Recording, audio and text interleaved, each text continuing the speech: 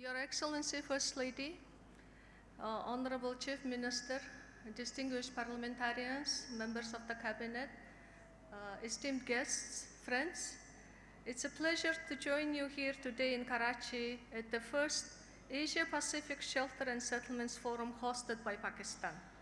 I would like to extend my warm greetings to all of you and thank the organizers for inviting me to this August event.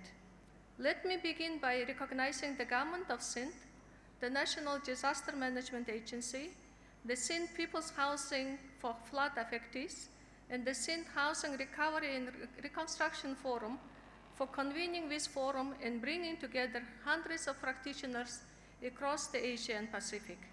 Your leadership has created an important platform to exchange lessons and advance collective action toward building more resilient, inclusive, and sustainable settlements in one of the world's most climate vulnerable regions.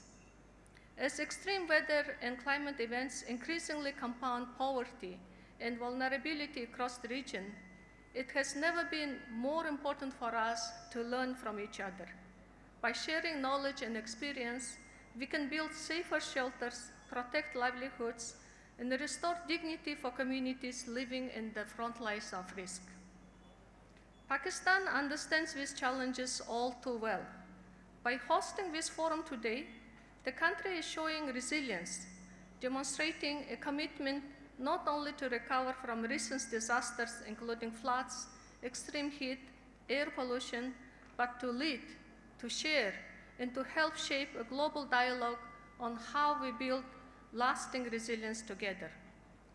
As we work together to advance solutions in innovation in the domain of shelters and settlements, it's important to keep those we serve at the center of our efforts.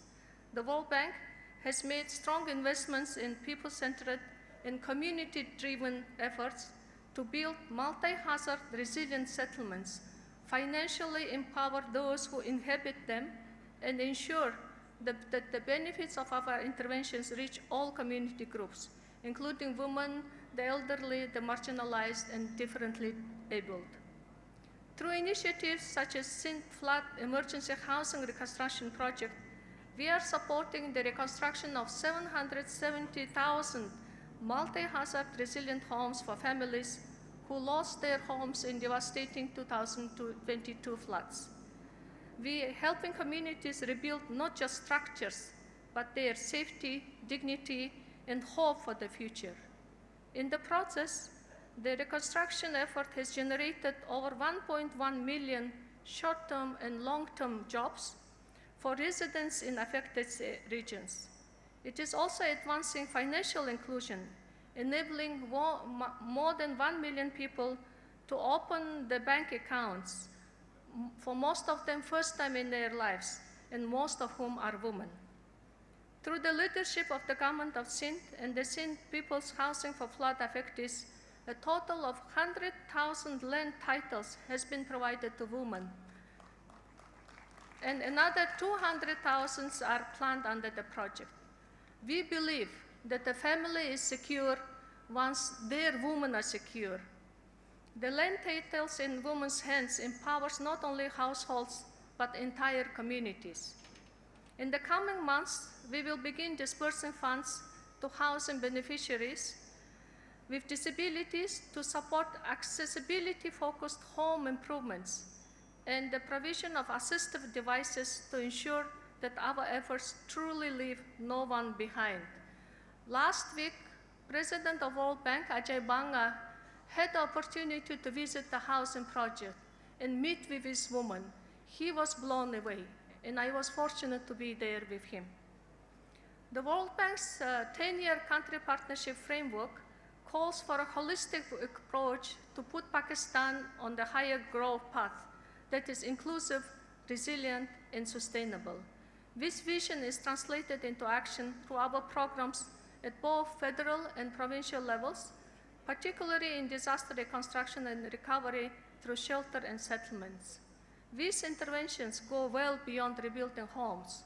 They address critical development outcomes such as reducing child stunting, tackling learning poverty, strengthening climate resilience, and expanding access to cleaner energy, all while remaining firmly grounded in our core principles of connecting communities and protecting the poorest.